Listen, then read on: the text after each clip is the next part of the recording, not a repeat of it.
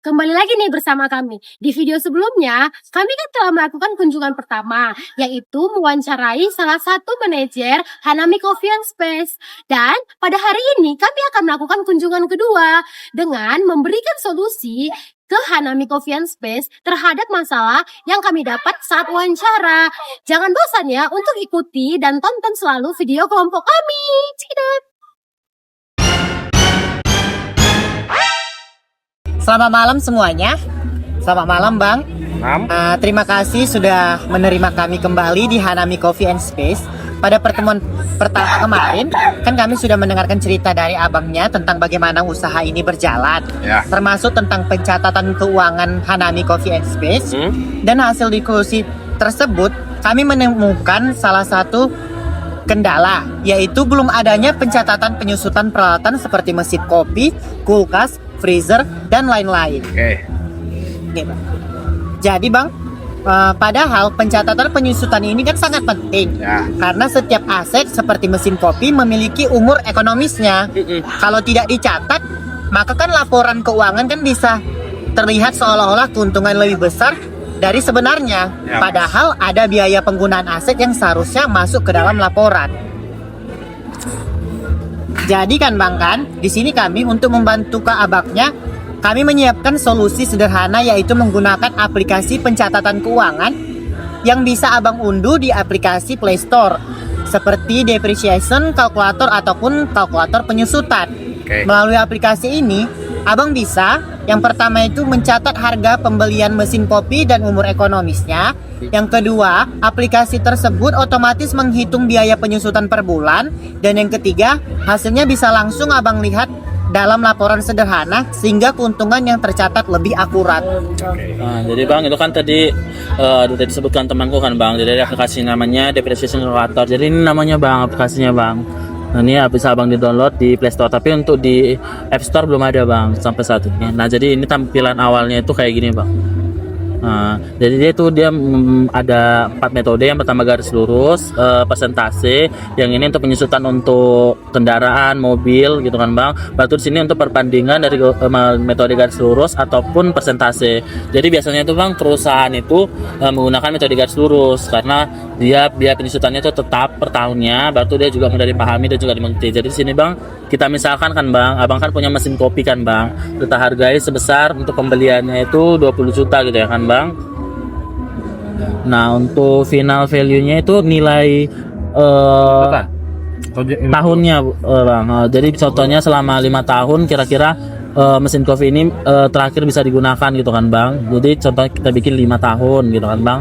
Habis itu ini depreciation periodenya itu nilai akhirnya gitu Bang. Jadi abang mau pakainya itu berapa setelah beberapa tahun, di akhir tahun kira-kira mesin kopi ini setelah 5 tahun bisa abang perjualbelikan seberapa gitu kan Bang. Jadi contohnya setelah 5 tahun itu bisa kita jual seharga 5 juta ya kan Bang.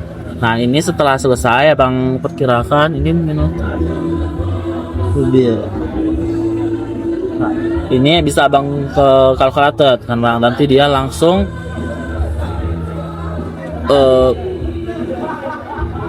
jaringannya nggak bagus Bang. Jadi dia masih pakai wifi gitu Bang. Jadi terbatas lah koneksi. Iya, koneksinya masih terbatas ini karena pakai wifi. Ya nanti kira-kira hasilnya kayak gini Bang. Nah, jadi biaya penyusutannya itu dia tetap setiap tahun, dan nanti di akhir periode bulan tahun 5 abang bisa jual seharga 5 juta. Jadi di sini ada tabelnya gitu Bang. Jadi otomatis dia langsung terhitung ya. Iya, benar Bang. Biaya penyusutannya. Iya, benar Bang. Jadi kalau untuk presentase dia juga sama, bisa abang taruh.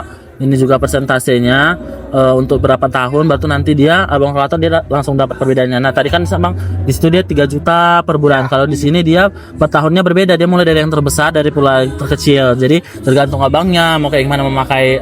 Kalau pengen di tahun awal abangnya pengen kelihatan lebih besar, lebih bagus yang garis lurus karena kan dia standar gitu kan. Kalau ini kan karena biayanya makin besar 4 juta kan berarti otomatis labanya jadi sedikit gitu kan Bang.